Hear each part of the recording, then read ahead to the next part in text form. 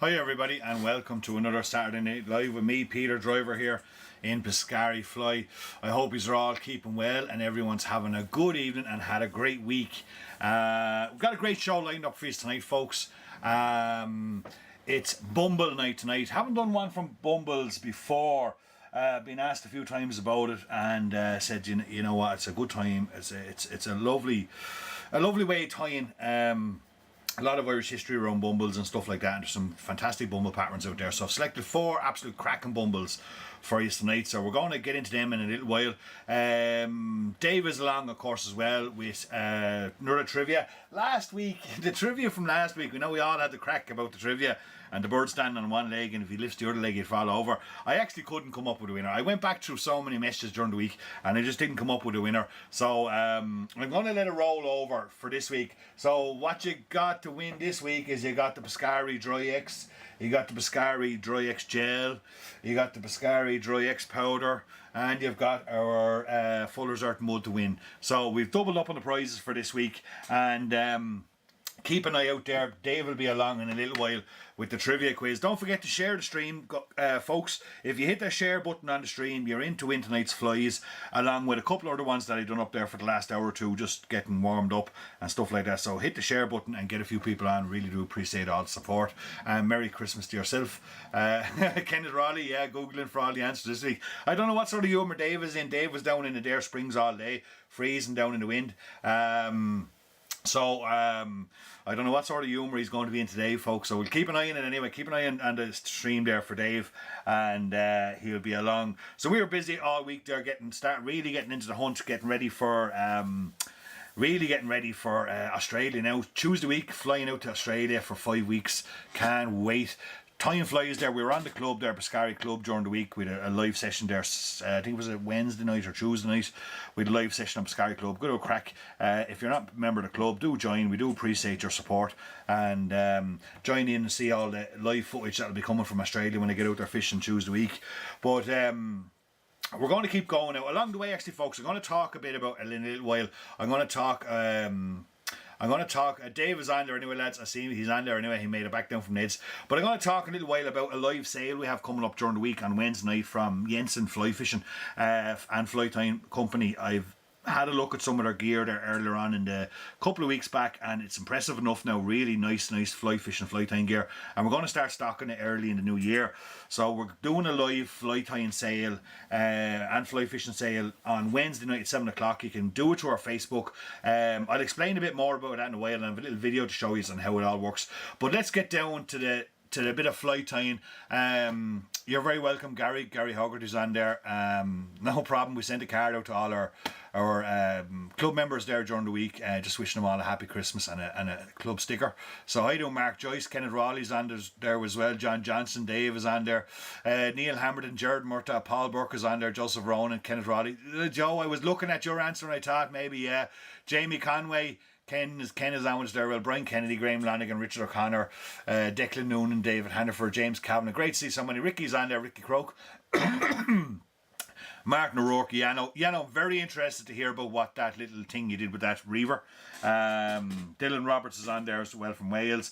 Good to see Aidan Rush, John Reedy, David Coughlin, Joe Hanlon there, Darius, Adrian Codd. Great to see Chris Oliver there. How are you doing, Chris? Hope you're keeping well. But really interesting to hear about that rod. Dennis Schoolin's on there as well. Good to have you on with us tonight, Dennis. Mark Joyce. Really interesting to hear about what you're doing to that Reaver rod.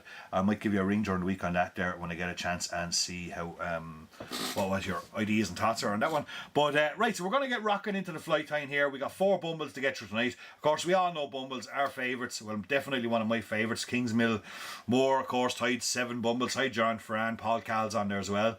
Tied seven bumbles, the claret, the golden olive, the magenta, the bruiser, the grey ghost, the fiery brown, and the Kingsmill. First published back in 1960. He tied, and ever since then there has been a million different variations and contributions towards the bumbles. Sebastian's on there as well. How you doing, Derek Hanley's on there as well from Carlo, and Sebastian McMichael is on there as well. Good to have you on, was there, Sebastian. So I've just got a Kamazan B175 here in the vice. Now, my real preference is a B160 for a B160, but I actually couldn't find any B160 size staying, and I have a fly shop. I'm gonna try these on a B175 tonight, but B160 would be my preferred hook choice for tying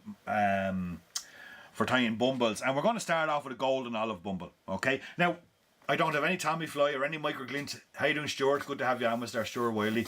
Good to have you on with there, Stuart. I hope you're keeping well. But there's going to be no tags or tails or micro glint or anything like that brushed into hackles or anything like that. This is the bog standard tying of these flies, and I think it's probably some of the best tying of them is bog standard. I do love tying the traditional kind of stuff and keeping it simple. There is an awful, and I have been so guilty of that over the years too, of taking beautiful standard flies like these and overdressing them with tags and tails and legs and hackles and things like that. And sometimes you're better off just sticking to the real pattern. What I just got here is a bit of golden pheasant crescent. Okay, and I just dampened it a bit. I always kind of dampen it because it shows me. Now, before I came on, I would have steamed these golden pheasants. But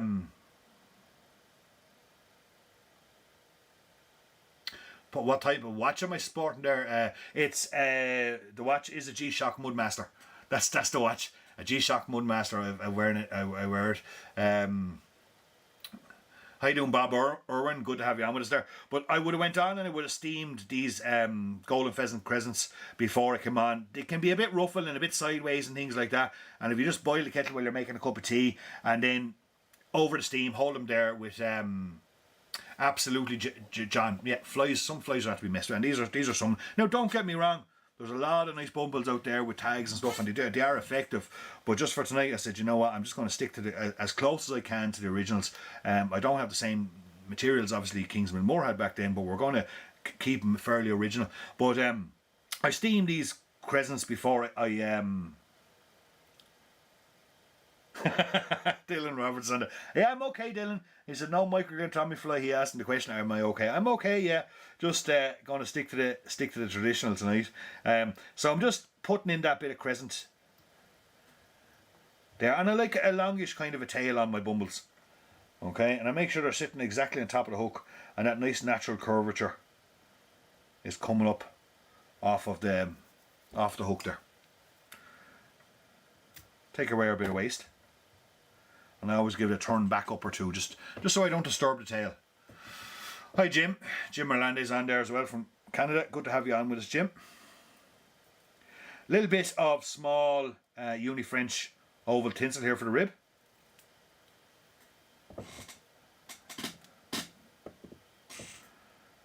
And we're going to add that in. Make sure that goes in on the bottom. In under the hook.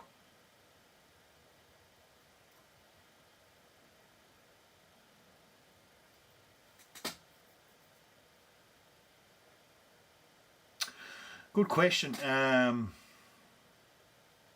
Really good question, Martin Kenny. Do you find that the colour of the gold? Yeah. How you doing, Brendan Spillane? Good to have you on there. No, John Johnson. I don't think that is the question. Yeah, look at there. I have some golden olive capes here. I have about 10. None of them are the same. You know, they're all different. You got Corov golden olive, you got different golden olives, everyone's dyeing them. And I guess there has to be a certain point here where you have your own preference, folks. You know, where you try and stick to them, to as much as Owen Condren's on there as well. How you doing, Owen? Marius there. How you doing, Marius? But like, how you doing, Neil Walker? Good stuff. Santa Judy's all finished for today. Fair play to Neil. And Dominic is on there as well with us. But there's a certain stage where you start using a particular feather. I know that the golden olive I'm going to use tonight in the hackle is my favourite, and I mind it well. Like, you know, I'm not wasteful with the hackle, because I know once that cape is gone, well then there's a good chance I'm not going to get it again. And similar like with our dubbing. So there's a kind of an orangey kind of golden olive. Hi, Liam Long there. Dennis Goulans, yeah, AWOL tomorrow in AWOL tomorrow down in Adair Springs. Best luck to everyone, Dennis. Hope he's all do well. But I believe the wind is going to be fairly tough down there. So maybe a few bumbles could be the job. But like even my golden olive from my golden olive bumble, my dubbin is kind of an orangey golden olive seals fur. But I've mixed a bit of olive dubbin into that. I always mix a bit of olive into it. It's not that really distinctive, but I do. Hi Deirdre Delaney, Richard Adams on there as well. But I do mix a little bit of olive into that dubbin. I think if you're reading Kingsville Moore's book, he does talk about that his dubbin does have kind of a chartreusey, olivey kind of look to it.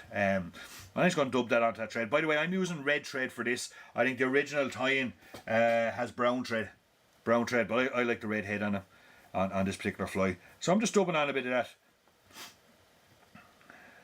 golden olive seals fur that I mixed. Putting a nice generous amount on there too. Don't be too shy. A bumble is how you doing, Stanley McCart? A bumble is, you know, a bumble. Like it's meant to be. There's a couple of traits about bumble that really gets, and say there is an awful lot of kind of variations and different things out there and stuff. But like a bumble, one of the particular traits that a bumble is supposed to have, a bumble has two hackles. Okay, even if it's one colour hackle, it still should have two, because it's the density of the hackle that gives the fly its signature in a way of when it's swimming, like, you know, of having two body hackles, two palmer hackles down the body. So for this one we got a kind of a blood red, or a medium red for this one. Actually the blood is for another one that's coming down the road. A medium red, and I got my golden olive there, as you can see. Now for me, I always like the golden olive in the front and the red behind it. Okay, they're my two preferred hackles, and we're going to tie them in there, secure them in quite well.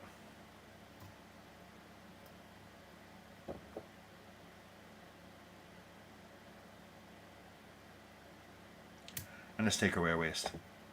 Now we're going to take those two hackles and we're going to bring them down the body. Make sure they come down as close as you can together. Sometimes once you start winding, they can Peter Watton, good question. Can you palmer a hackle with a hen hackles, or is it mostly cock? I'm not saying you can't palmer with a hen hackle, Peter. It is quite difficult because they tend to be quite short. Hi Graham Reginald's on there from Sweden. Plenty of snow over there, same moment, Graham. But most of the time you're better off palmer hackling with cock, and especially for the likes of these bumbles and stuff like that. You know, the cock hackle down the body is part of the, as I said, the trait of the fly, like. So I would always use cock.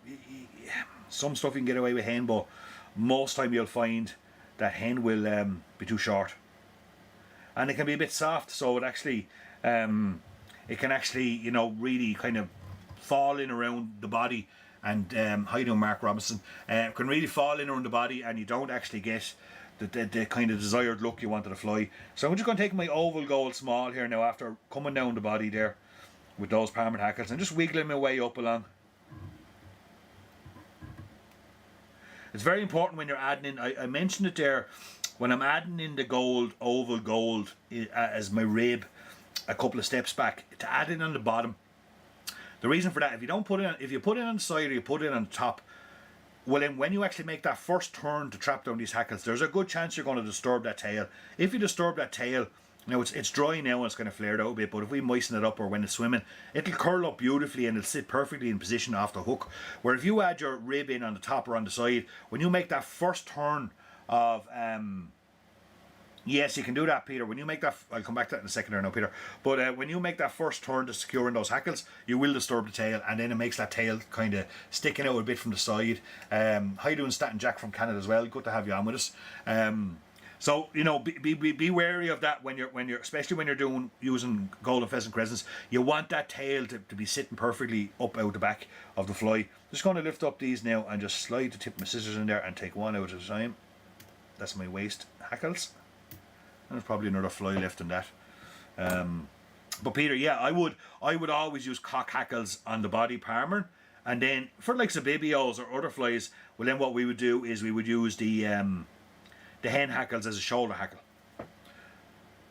And there we go. There's our body hackle there now. Ronan Gibbons, good to have you on there. There's our body hackle now, tied in perfectly. Now we're going to do the bronze mallard. okay? Or not the bronze mallet, is me. The blue jay, okay? Now, blue jay, I think, turns some people off, turns an awful lot of people off, and I must admit, it's not my favourite thing in the world. It can be a bit painful at times. There's a couple of ways to do it, and we're going to cover those couple of ways tonight as well. There is substitute. You can use dyed blue partridge, English grey partridge dyed blue, and it's fine. It's a substitute. Another substitute would be to use guinea fowl dyed blue, as you can see. It's fine, but there's nothing like the real thing. When you're tying a bumble, you know, there's nothing like the real thing. You're welcome, Pete. There's nothing like the real thing. Like I have a little tub here full of all my blue jay, me decent blue jay that I can get my hands on now and again. So you want some good quality blue jay. There's nothing like the real thing, of course, of the blue jay fibre itself. And you've got two sides of it, don't forget, okay? So the traditional way of tying this on would be to take this feather and grab it right at the top, and what you do is you grab it and strip it straight down, and you'll take a skin off of the stem with the piece of blue jay barbs that you want to use for your hackle, and then you wind it on. We're going to do that. We're going to complete this fly in that manner in a moment, but just I want to explain something first. You got to be very careful if it's a left or a right, okay? You can only use one or the other for your fly. In order to hackle this fly properly, we gotta tie it on clockwise, okay? So we got to start here, and we got to wind on clockwise with our hackle. Now if you pull it off the left, I think it's the left. I'm just actually pulling these out here now, and then I'll actually remember which is the right shoulder. I do have to remind myself sometimes. So if you pull it off the wrong shoulder, well then it won't wind properly for you, where if you pull it off the right shoulder, it will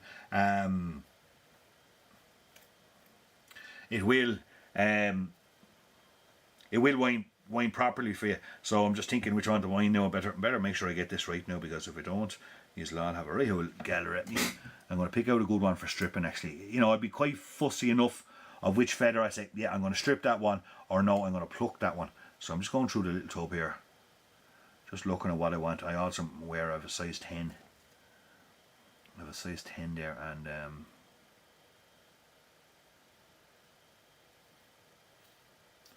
I want to make sure it's long enough. Okay, so this is what we're going to take off here. Okay, so what I will do is I'll stand them all out at 90 degrees. Sometimes I'll use a pliers or pinchers.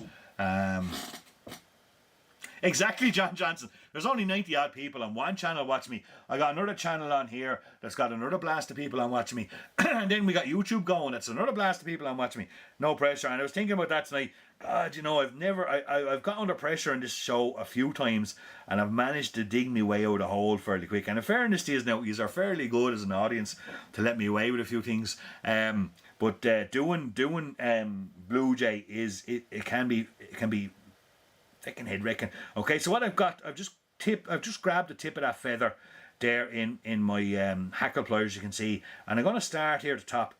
And what I'm going to do is I'm going to split these and pull these apart nice and gently. Move my finger and my thumb of my left hand down along the stem as I go, until I see that bit of skin. You can see that skin starting to peel off. Until that skin starts to peel off. Now you're going to lose a couple. That's fine. That's going to happen no matter what, okay? Once I got the skin peeling off, I'm pretty happy that it's going to go the whole way through. So you know what, I'll do it without the hacker pliers, it'll be even easier for me. So once I've got that peeled off, and then we're left with then, it looks a bit messy now at the moment, but what you're left with then is that, which is all blue jay. Okay, all blue jay on one side, and it allows me then to tie it in and wrap it around my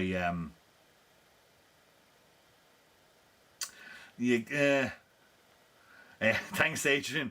Thanks. You can see here next week, Adrian. You can see here, Adrian, when I'm gone to Australia and do a few channels or a few shows. So what I'm going to do, once I've got it stripped off, again I put it back on my hacker pliers and I expose the bare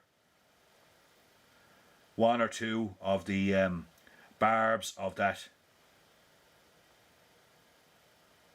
There we go. One or two of the barbs, and I'm just going to swap hands here for a second, of the blue jay. And once I've got that little gap there, we're going to tie that in. So it's quite slow, it's tedious to get it really right. I'm going to show you other ways now in a moment to it. And once you lock it in there, you just make sure you're not really disturbing the way that whole thing is sitting in there for you, okay? What you're going to do then is take your hackle pliers. It can, Neil Walker, it can help sometimes. Hi Eugene Fagan, good to have you on there. It can, Neil Walker, it certainly can. It can help sometimes to soak them, yeah, it sure can. Catch that with my hackle pliers. And now as I wind around, we're going to make sure the first turn is right in there by the shoulder or by the body hackle. And we're just taking our time, no pressure. Put on the hackle. Now what can really restrict you here is the quality of your feather. If you don't have really good blue jay, you know what I mean, like the likes of this one here, I'm going to show you one of the really top quality blue jays. Like this one here, you know, it's a really quality coloured feather, plenty on it. Well then if you don't have that real good quality, it can really restrict and your ability to get that hackle perfectly, or to get any kind of significance to that hackle, should I say. So I've winded on, touch and turns up along, got a turn or two of thread on it, and now I'm just going to take out those little curly bits there that are left off of the stem. Trying not to cut any of my blue away. And I'll give it another turn for look. And then we can just brush all that back, just poke it all back there. Holding it back with our finger and thumb. Get a couple of turns of thread on there. And then do a little bit of stacking, because sometimes the stem, the film of the stem that you peeled off can be a little bit wide, and sometimes it can take up a little bit of room.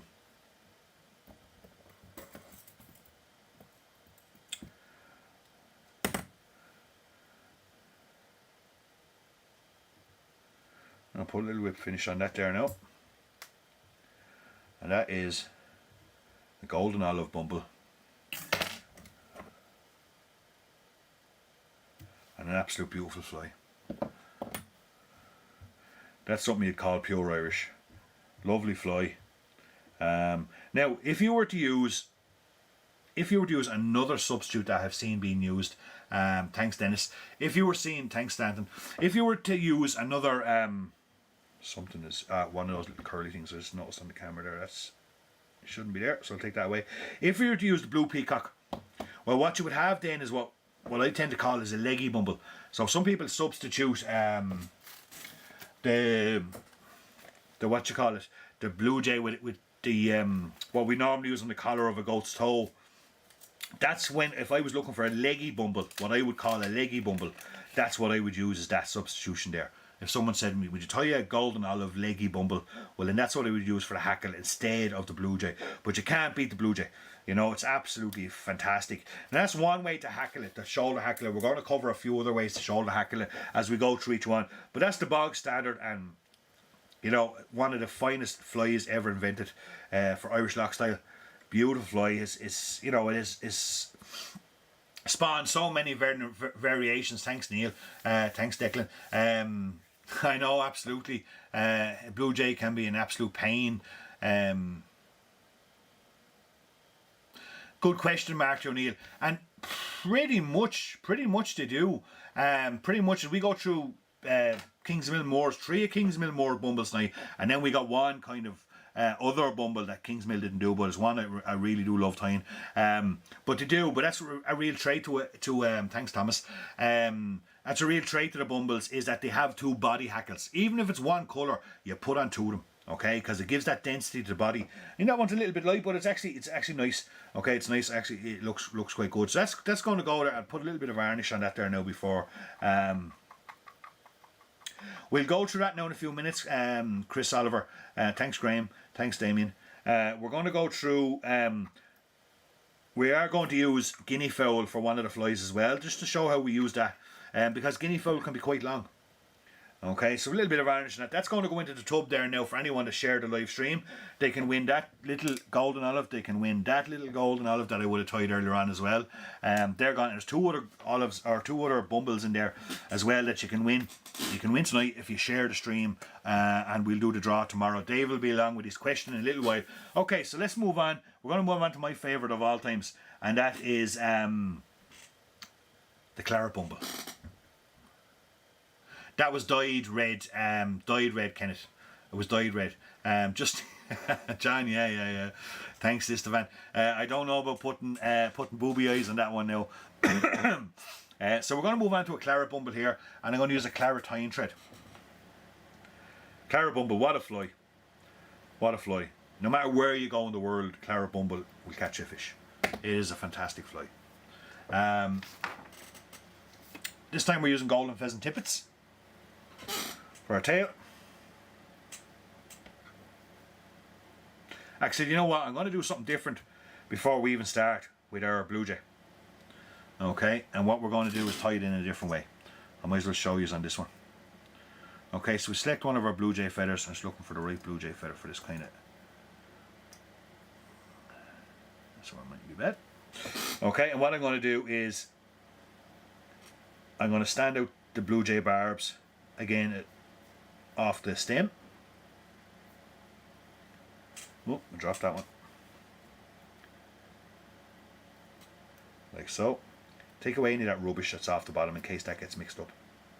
The down off that feather. You don't want it getting involved in this fly. And what we're going to do is we're going to strip this off similarly. And we're going to catch those barbs. And I'm just breaking them apart, stacking them here between my finger and thumb.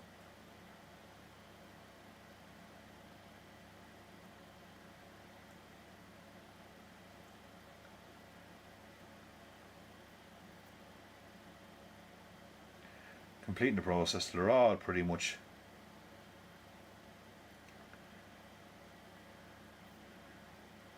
the same length. Okay, like so. We're going to tie them in over the top of the fly. Now, the thing about this is you can do this once or twice. If you want extra blue jay on that fly, well then you can complete this process once or twice. So we kind of get them to come around. You can move your finger, you push them around with your finger and thumb. And again, this is a kind of good way to do the hackling if your blue jay is not really big and super quality. Is that you can flip that fly over and you can complete the process on the other side as well. On the underside. So again, I'll take another little bit. And I'll stack them. Make sure they're all the same. And I'll put another pinch in there.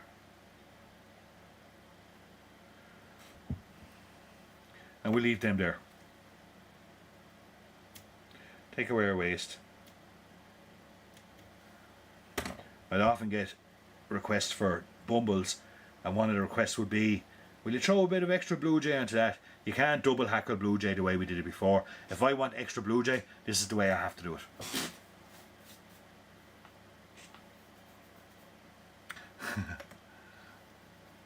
So, we'll go back now to our pheasant tail tippets, or golden pheasant tippets should I say, and we'll select not a massive, another common kind of thing I see with claret bumbles is quite big dense tails. Some people should say 4 or 5. I'm normally in around the half dozen mark for myself, and that's about as far as I go. For as golden pheasant tippets going in there, about half a dozen. Again, another kind of preference is, do you want the bar, do you want that second bar exposed, or do you want it tucked into the body? For me, I just keep it in around the bend of the hook. Okay, that's where I tend to keep my second bar on the golden pheasant tippets. We're then going to put in our gold.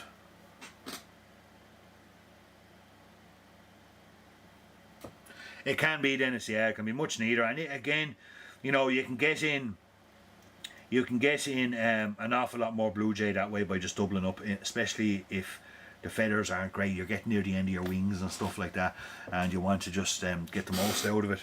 Well, then you can by doing it that certain way, yeah.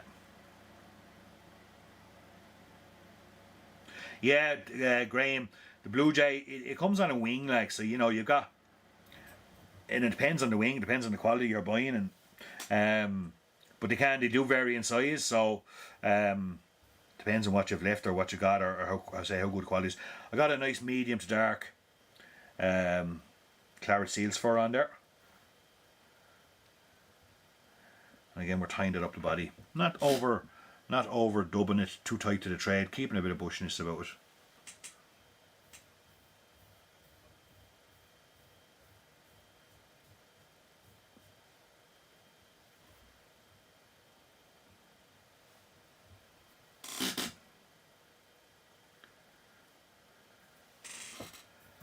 Just adding in bits as I go up along.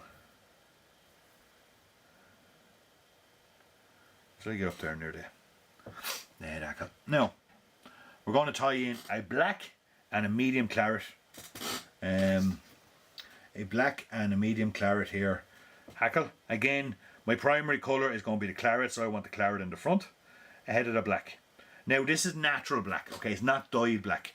Okay, so natural black, when I'm doing the bumbles and some of these lock style stuff, I do much prefer to use a natural black cape. Okay, this is dyed black. It's jet black. There's a shine off it. You can see it, and I'm not mad about it. It's okay for doing some stuff for different flies, but when I'm doing the kind of more traditional lock style stuff, I do use that natural black. It's a grayer black. It's not jet black. You can even see the back of that. Maybe that gives you a better idea of the greyness. There's a slight kind of grey colour to it. I'd much rather using the natural black for the for my lock style stuff. So I'm just pairing them up together so the barbs both start in the same place. And just as before, I'm going to tie them in there.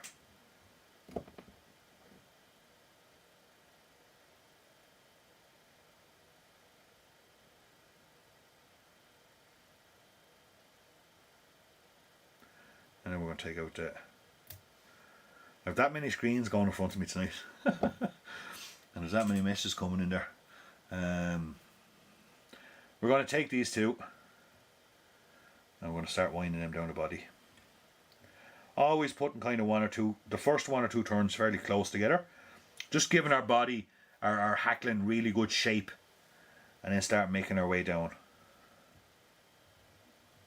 I'm not using saddles. If any of you noticed, I don't use saddles for tying bumbles. I only use capes, okay, nicks, because I want that kind of tapering that you get on the neck feather rather than the saddle. Saddle is very generic, and same measurement the whole way down, where with a neck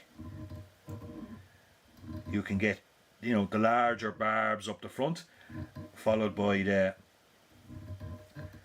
slightly shorter barbs down the back, giving your general holistic look at the fly at the end of the tie. Much better, much nicer proportions, I often find. Couple of turns in there. Take away our waist feathers one at a time. Take away our... What I'd often do now, Philip Ryan, how do I stop the flaring out?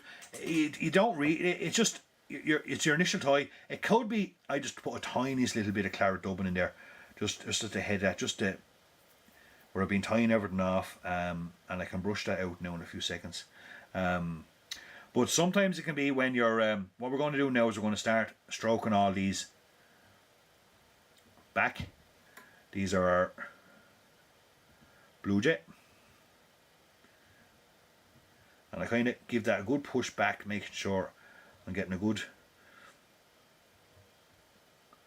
coverage on that all around the fly. And then start forming our little head. It could be a simple thing that you're using too many, Philip, or it could be your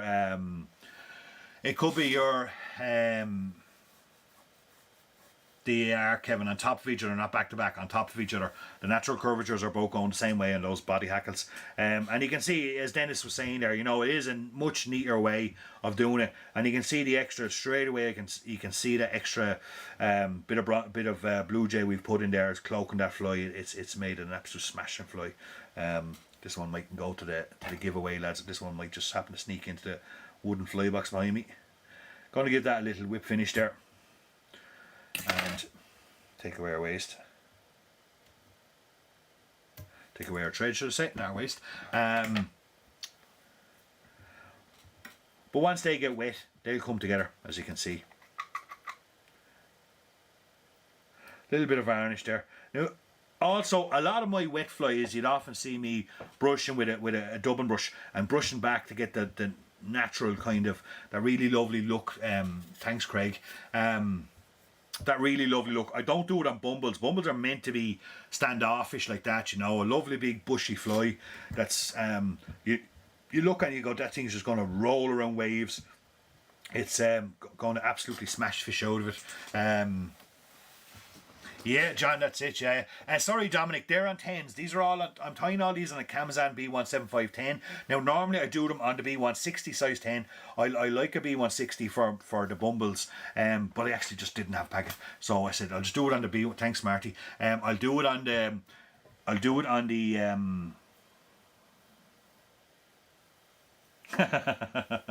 yeah, thanks, Stuart. Dylan, you could be right. Yeah, well, I'm sure there's, well, look at, we're going to do some substitute blue jay now after the break, but there we go. That's the claret bumble. Absolutely 100% one of my favorite flies, with no additives. It's straight up the claret bumble. No tags, no tails, no legs. Sometimes people can fall down, and I am certainly a culprit of that, of over tying some flies that don't need to be over tied. Just often it is just the simplicity of the fly itself. And you know, it's going to catch you all the fish in the world you want. Simple claret bumble. Craig Oliver, Dave is on there, folks. The question is coming up. We're going to have a look at that there now in a while. John Wilkinson. Who else there? John Wilkinson. Is there anyone use blue dyed partridge? Yeah, John, there is loads of people using. Thanks, Declan. Thanks, Cyril. Mikey, I don't know. Can we trust the thanks, Gary? Can we trust Dave after last week? We're going to have to see. I actually didn't speak to Dave today. Normally we run the question, he runs the question by me, so I have no clue. We've got a great prize to give away. But yeah, you can use dyed blue partridge, John. But it doesn't substitute. It does substitute, but like it doesn't really, you know. Partridge is what really gives it its beauty, like for me anyway. But we are going to talk about some substitutions after the break. We got a little video coming up now for you. Stay tuned for this one. So I had a look at Jensen fly fishing and fly tying products. As you know, here in Piscari, we always like to keep adding new products and searching for new products to give our customers the best possible choice. And I'm really impressed with some of his stuff, like fantastic stuff. He's been around a long time, based in Denmark, and we're going to be stocking in the new year. We have a lot of different stuff coming, fly tying and fly fishing, rods, reels, lines, waders, all the fly tying stuff. I certainly would too, Declan Piggy. Thanks, Kevin. But and he's doing a live sale on our Facebook page on Wednesday night at 7 o'clock. Now, if you can't get to Wednesday night at 7 o'clock, there's no panic. It will be up there for 24 hours. You can log on and you can watch the show. It'll be about 2 hours long of Jensen going through all the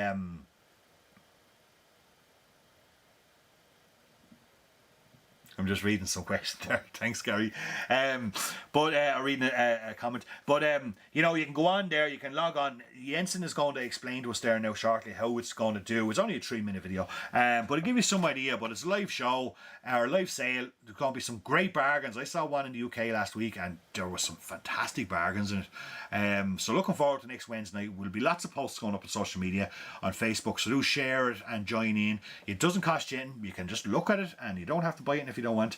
But have a look at it. But here's Jensen going to have a little bit of a talk, couple of minutes of an introduction into how this whole thing works. So I'll be back in a moment, and Dave's question will be up there now as well. And we got 2 more cracking bumbles to tie. Don't go anywhere, folks. See you in a minute.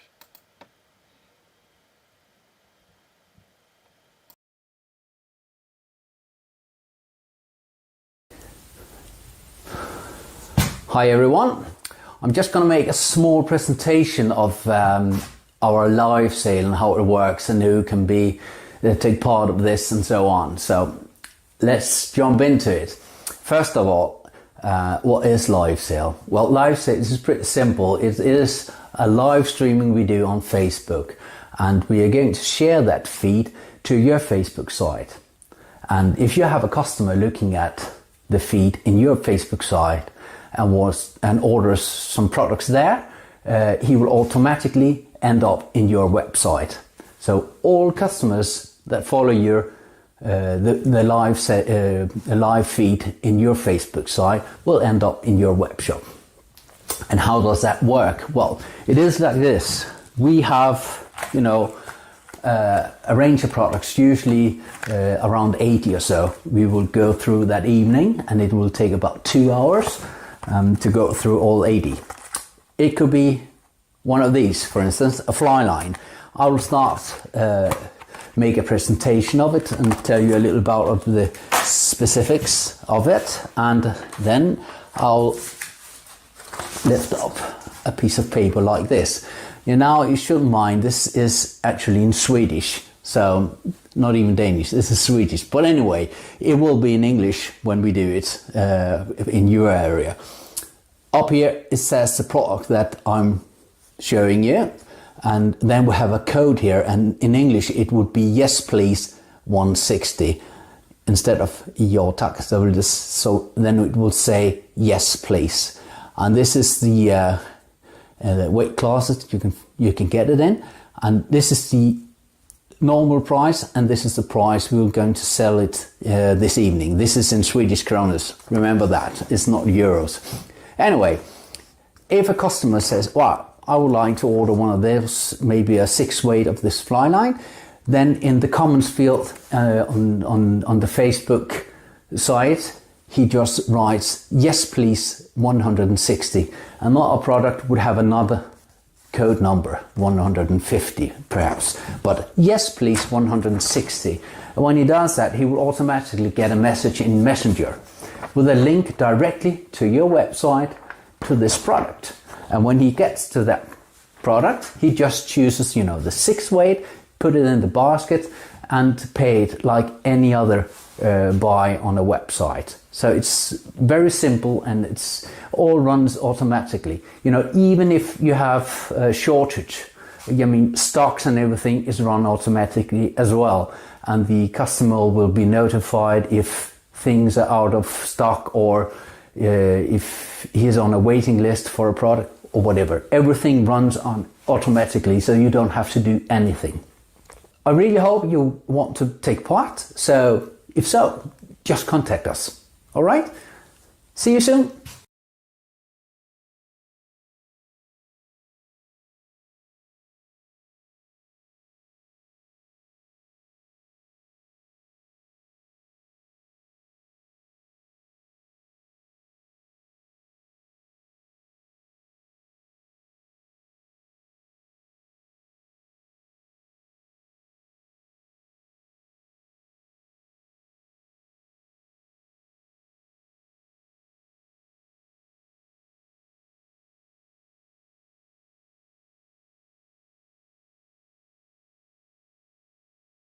Oh, back on. Sound didn't fit. All right, now lads, all got. Yeah, it was just one of my.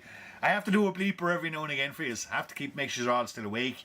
But a real simple thing there, of the way they do it. Really well set up. I watched one during the UK there last week. And everyone's on there telling me Mike's off, but it's all back on there now. But really simple, you watch it, doesn't cost you anything to watch it. He goes through all the gear really comprehensively, fabulous gear.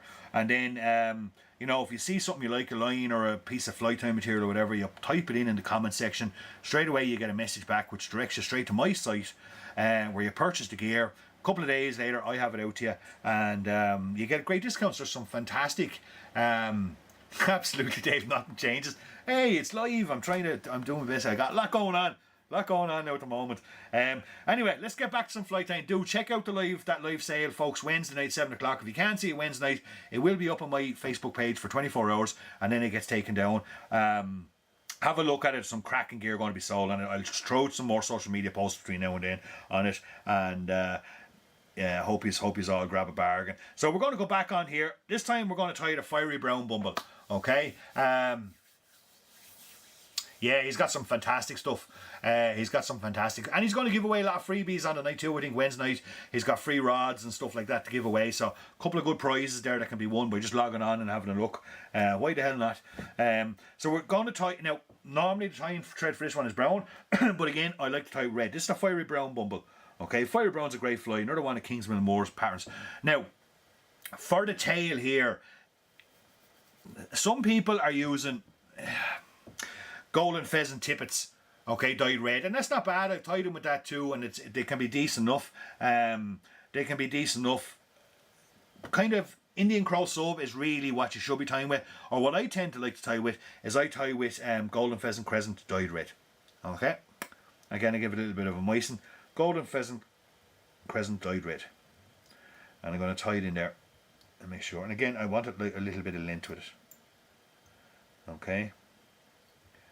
So once now I'm not happy with that position. It's kicking a bit to the side of me, so I'll actually take that back off and just remount that properly. And I know exactly why you did that, because my underbody wasn't complete, and it gave that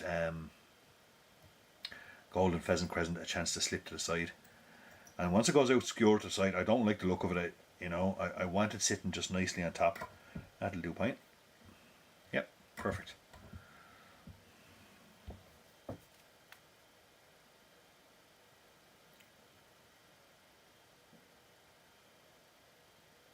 Kevin, yeah, that's it, yeah. Your wife. So, once we got that done, we are then going to add in our gold small oval gold rib. Again, making sure I get it tied in underneath the hook, because just like the golden olive bumble, we don't want to disturb that tail when we make our first wrap of the hackles coming down. We're going to take some fiery brown seal's fur.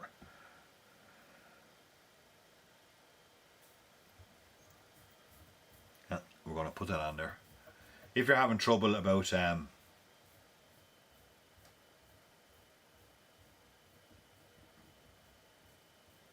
oh, Dave must have asked this question. Oh, there. What product is produced in What product is produced in Agnes de Mora and has been handled by all fishermen? What product is produced in Angus de Mora and has been all handled by fishermen? God, Dave, you can work away on that one. I'm going to keep to me bumbles, lads. So once I put on my bit of dubbing onto my trade, and I'm going to dub up the body. I actually managed to wind that a bit too tight while I was looking at that question. Joseph Ronan, spare legs for herons. Very good. Very good. Good man, Joe. We see as always. Gonna add another bit of dubbing. That's better. A little more looser on that second kind of run.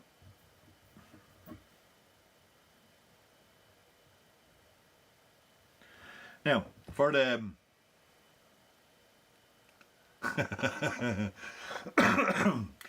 I think that heron one will go on for a while. So here we got a blood red hackle and we got a fiery brown. Again, cock hackles. They're paired up, and as usual, my fiery brown is on top, which is my primary colour. And we're going to add them in there.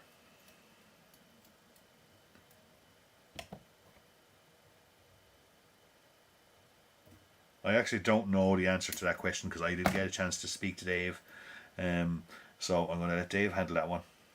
Once I got those two hackles in there, I'm then going to start making sure they're sitting tight enough together and start winding that down the hook. Down the body, should I say.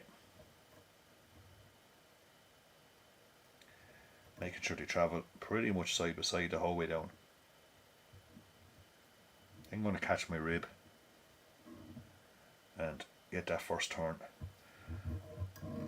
And my tail stayed nice and stagnant there. Didn't get any kind of twist on that tail. It's good. Ribbing up by gently wobbling that rib up through the barbs, the hackle barbs. How you doing, Kevin Coyne? Good to have you on with us there. Chris Oliver, I had red crescent. I dyed it myself. I had red crescent, and I was only looking at a load of crescent there recently that I have, and I was thinking I must dye that claret and red again. If you give me a shout, Chris, I can send you on a couple of bits anyway. There's no problem. I've plenty of it there, or I will. Actually, you know what? Well, I was going to say over the Christmas period I'll dye it up for you a bit, but I won't get a chance because I'll be in Australia. I'll be too busy sitting on the beach, sunning myself, to be dyeing crescent. But when I come back, if you're still looking for a Chris, give me a shout, and I'll stick some in a dye pot. Just taking out a couple of unwanted barbs there. So there's our body hackle. Nice body hackle. Lovely bit of redness to it. Now, the shoulder hackle for this one is not Blue Jay. It is grouse. Okay, that's what you're going to tie with. I see lots of people tying with grizzle, different brown grizzle and stuff like that, but the actual tying of this one is a grouse hackle.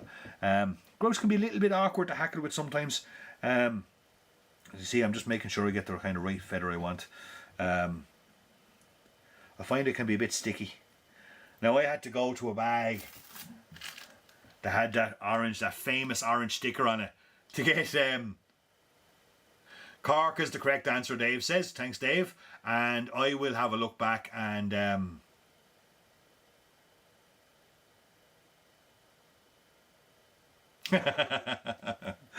but I had to go to that old packet there. Who remembers Mayo Flycraft, lads? Absolutely, what a company. When I was a young lad, it was the very first company I ever bought flight time materials off, and I waited for days so excitingly after filling out their order form. Filling out their order form, you got to post the order form off with a check, wait for it to come back to you, the products come back to you, and I was so excited. But this is a bit of grouse, so we're going to use grouse for our hackle here, okay? And I'm just folding that back as I'm tying it up. Again, making sure each turn goes in front of each other, in front of the other. The previous one, and it broke, that's okay. That's why your left hand is holding everything in place, as we are grabbing the tips.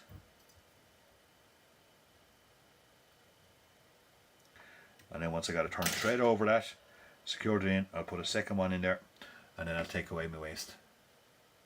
Yeah, Mayo Flycraft. I can still remember that first package and running up to my bedroom with it. All I had was Peter O'Reilly's flight time book. No such thing as internet or nothing back then. You know, I'm not that old, but still wasn't. You know, Mayo Flycraft is the only place that you could get a bit of flight time materials if you didn't harvest it yourself. And when that package arrived first, you know, the cellular varnish in it and the different. I still have some of the materials here. Like that bag is from that probably that order or very close to it. So once we got that all kind of stroked back, Dave, well, I don't mind the next 2 weeks because I'm going to be there for 5.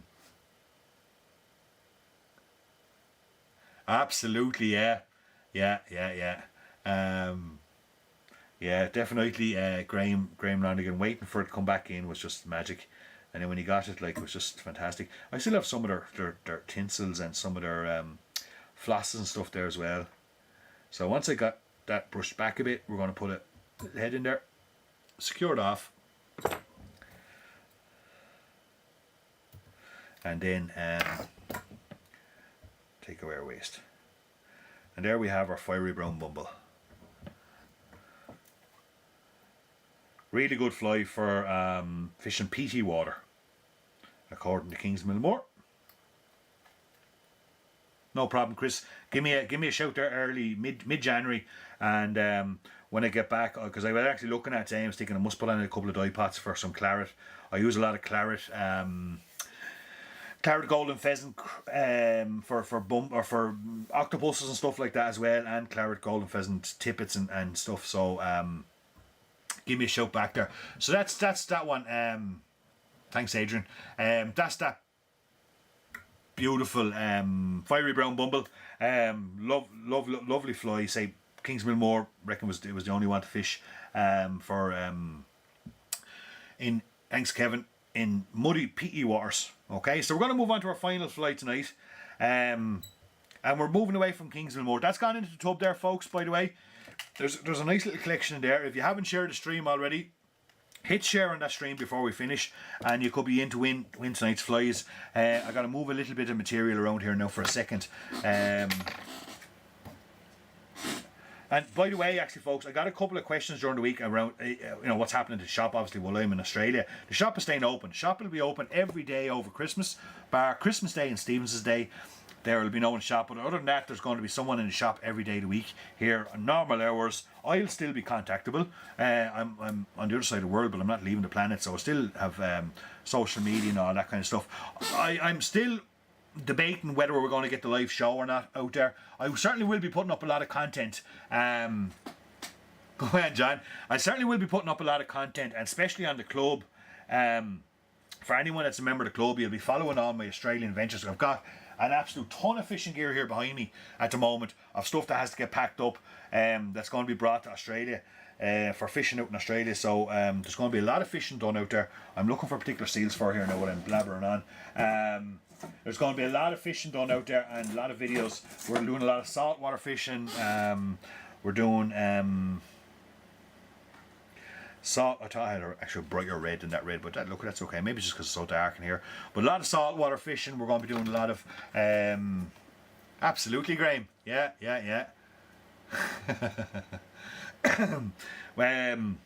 A lot of saltwater fly fishing, a lot of river fishing out there as well as I move around the country. So all that content will be going up in the club. So if you want to catch some of that, do join the club. It's free for the first month.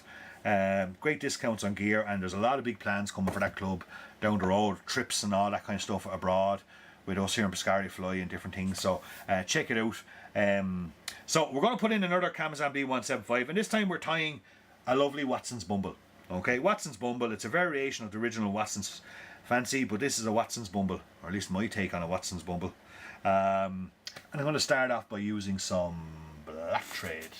Where did I put the black thread? There it is here. How you doing, Norman Wells? Good to have you on with us there. Start in by adding a bit of black thread. And again, we're going with golden pheasant crescent for our tail, as according to the original tie-in. And again, just looking for one here that has the right length. I steamed up, I have a little tub here and I steamed up a load of them before I came on. There we go.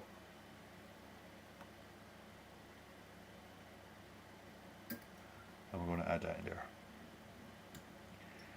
Making sure it's sitting exactly the way I want it, nicely on top of that hook. No kicking to the side. Dylan Roberts, he just about thawed out. He came down today and all his lips never were cracked. From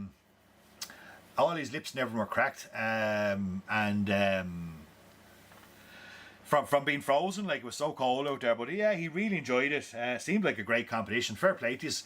I know from our own competition here, it takes a fair piece of work to get those tournaments off the ground, or to keep them going every year. So fair play to yourself and Hugh there. It looked like a great competition, and the boys did well to win it back to back. I tell you one thing, that's no easy thing to do. Win a tournament like that at that caliber back to back.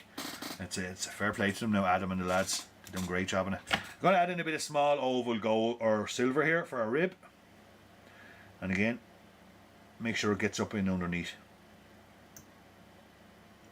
Then we're going to add in a bit of red seal's fur.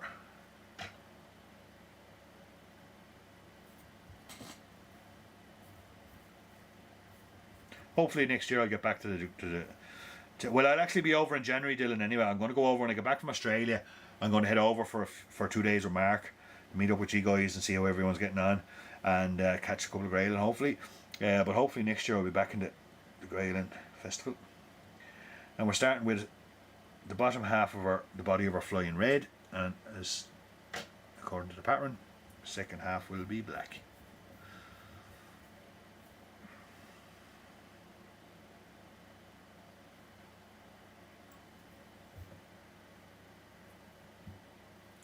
Bit of black there. That's so hard to believe, lads. It's only a couple of weeks to Christmas. You know, I don't know about you. Well, look, maybe it's because we're going away this year. We certainly don't feel Christmassy here. We got the Christmas trees up and decorations and stuff, but I don't know. The atmosphere is just not there quite yet. I'm just adding less, kind of bits and pieces of dubbing as I work my way up, and I'll kind of get an idea of when I need to stop. About there. I like a decent sized body on my bumbles as regards the under tying.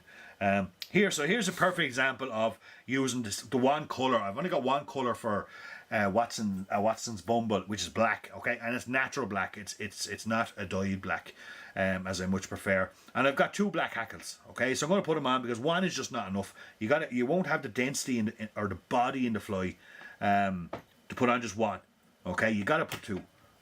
It just doesn't. It's just not right. Best way of describing it. It's just not right. Okay. So we're going to take two of those up.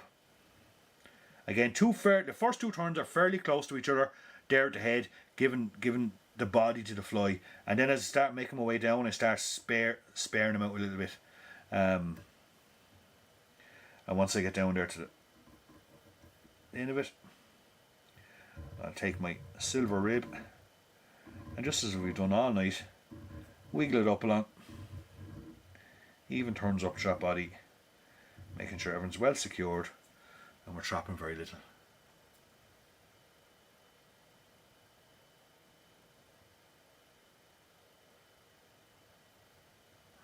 Same thing, so John, yeah, same thing. It was for me, it was always tied up underneath and it won't disturb the tail. Or as John was mentioned there, folks, tied on the far side, it does the very same trick. Yeah. Nothing worse than tying a bumble and then when you look down top of it in this direction and you see your tail kicking off to the side, yeah, it needs to sit up where. So once we got that tied in, a couple of turns just to tidy everything up. And now we're going to use for this one we're going to use, so we've all done, yeah, Martin Kenny, absolutely, a great fly for the duck fly. We're going to use our guinea fowl, dyed blue guinea fowl, okay? So now, you remember the way I tied and the way Dennis was saying there, Dennis Golan, when he was saying that's the way he ties his bumbles, by tying out the front. So with guinea fowl, it can be quite broad. I thought I had more guinea fowler. And when you buy a pack of guinea fowl, the feathers are quite broad. So if I was tying them in, Chris Oliver, great question. Where would you fish these bumbles on your cast? On the point, on the middle, or on the top? To be quite honest with you, Chris. It depends on the size of the bumble, Chris. And I tell you, I've often fished three bumbles, not three claret bumbles, but three variations of a claret bumble on the same cast. I'd have a size 8 on the top dropper, I could have a 10 in the middle, and I could have a 12 on the point. There's no limitations to when you can fish any of these flies. But this is a nice, neat little feather, so I can hackle this on as normal. But if you've got some of the longer barbed stuff, well, then you can tie it in exactly the way we did the bumble, not the fiery brown bumble, but the claret bumble, tying it in over top, because you can tie in a portion of your feather exposed to fold back over, okay? But for this Watson's Fancy, I'm just going to tie it in this way with the with kind of a standard tie-in. And I'll just catch that, and we'll do a couple of wraps on it. I'm going to have a nice leggy on this one. This one's going to be nice and leggy. It gives you an idea of how you can tie variations by just changing that shoulder hackle. It's very hard to beat the Blue Jay, you know, when it comes to really traditional bumbles. And it is a huge component to the fly, that natural Blue Jay colour. These are still beautiful flies, don't get me wrong, and they will catch a lot of fish. But really, really hard to beat the natural Blue Jay. It's just stacking that back a little bit there, just making sure it's all nice and tight. Because one of the characters of a Watson's bumble is it has jungle cock as well.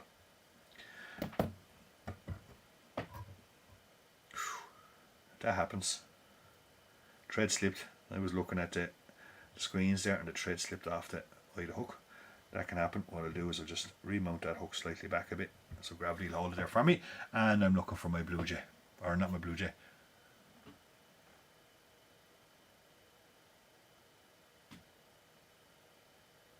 Thanks, Graham. Dylan, would you tie a bumble on a double hook? Is that what you mean?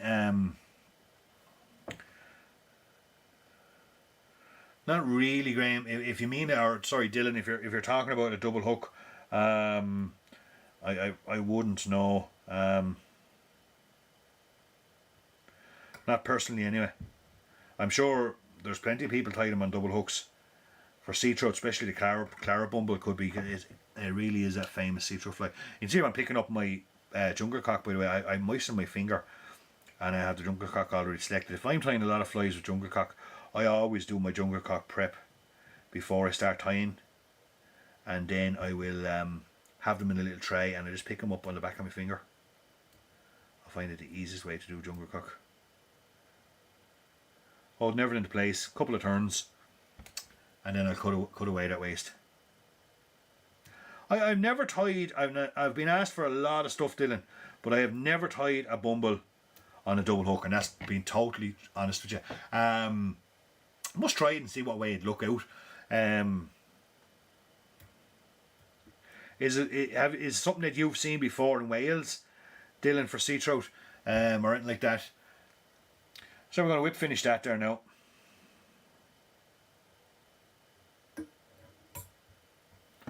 Tie it off. Take away our thread. And there we have our Watson's bumble with our dyed blue guinea fowl hackle.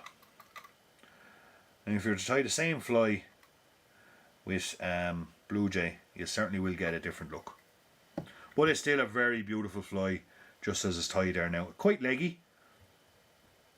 Bumble's really a standard, kind of a traditional bumble wouldn't have that kind of legginess to it, but an absolute cracker. The riches on there would work on a double for salmon. Must try up a couple and just see what they're like. Maybe test them along the way. But there you have your Watson's bumble. Lovely fly, cracking fly, and another great one for the locks coming up. Yeah, Stuart, it does. The jungle cock really adds. For that one in particular, Stuart, I get an awful lot of requests again for, will you put jungle cock on nearly everything?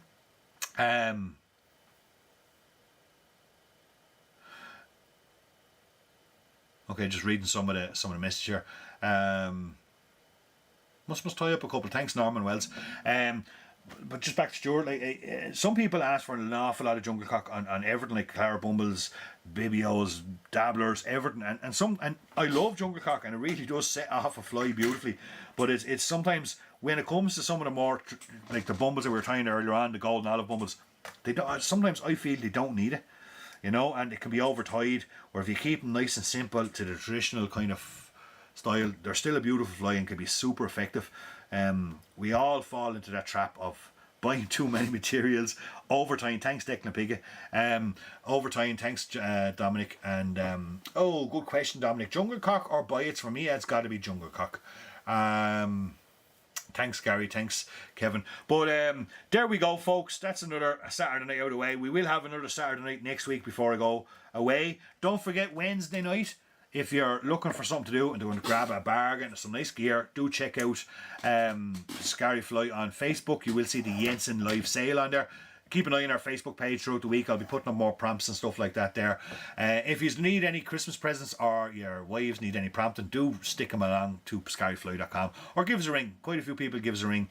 Thanks, Dennis. Thanks, John. Do give us a ring. Thanks, Dave. Heading off to bed there, no Dave, so he is. Do give us a ring and we can point them in the right direction of what you like. Other than that, folks, have a great week. Enjoy the rest of your weekend. Best of luck to all the AWOLers tomorrow. I hope you have a great day. Don't get blown all over the place and catch some fish. I will see you all live next Saturday night. For anyone that's in the club, I'll see you during the week. We're going to be tying more stuff, getting ready for Australia. We're going to be doing some packing for Australia, showing you what we do and how we're packing our gear and stuff like that. So if you're not in the club, do join the club, and I will talk to you all next Saturday night, folks. Have a great evening, everyone, and have a great week. See you all real soon.